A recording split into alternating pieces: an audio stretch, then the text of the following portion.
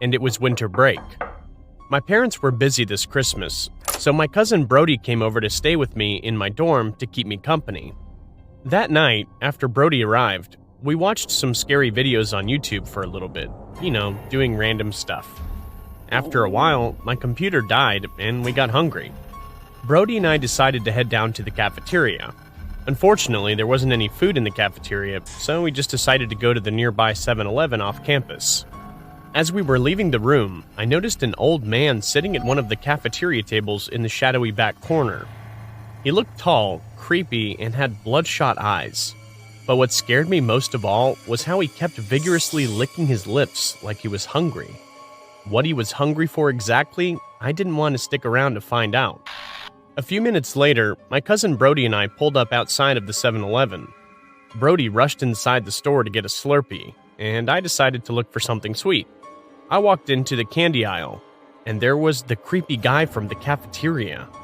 He had a crazed smile on his face, and his eyes were wide and unfocused.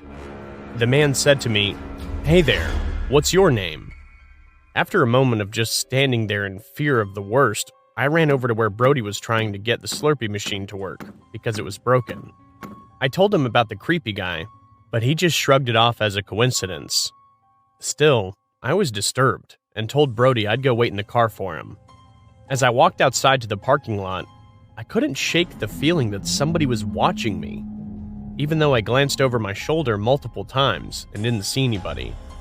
When I got to my car, I was surprised to find out that the doors were left unlocked. I got in quickly and checked the back seat because someone could have gotten in, but luckily no one was there. I locked the doors and then got a text from Brody, who said he was going to take a while because he had to use the bathroom. I was annoyed that we had to stay in this shady place even longer, but decided to take the time to take a nap.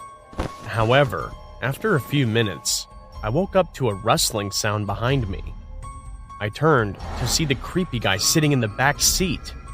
As the crazy smile on his face grew even wider, I realized that he had snuck into the trunk because I forgot to lock the doors earlier. We both just sat there because I was paralyzed with fear and couldn't move.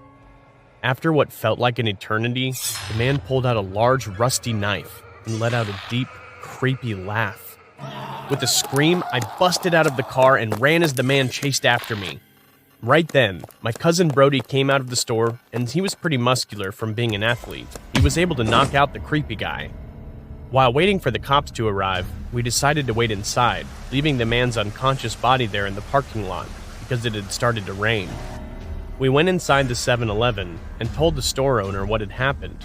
All three of us decided to wait by the window, which had fogged up because of the rain outside. The owner quickly wiped it down, and what happened next scared the shit out of me. The creepy guy's body was gone. We rushed outside to find him, and the cops arrived exactly then. We told them what had happened, including how the creepy guy was nowhere to be seen. The police searched the 7-Eleven premises and the surrounding woods, and after some time, they found the creepy guy hiding in the trees. They arrested him, and we found out that he was actually a convicted pedophile and murderer on the run who had escaped from a different state penitentiary.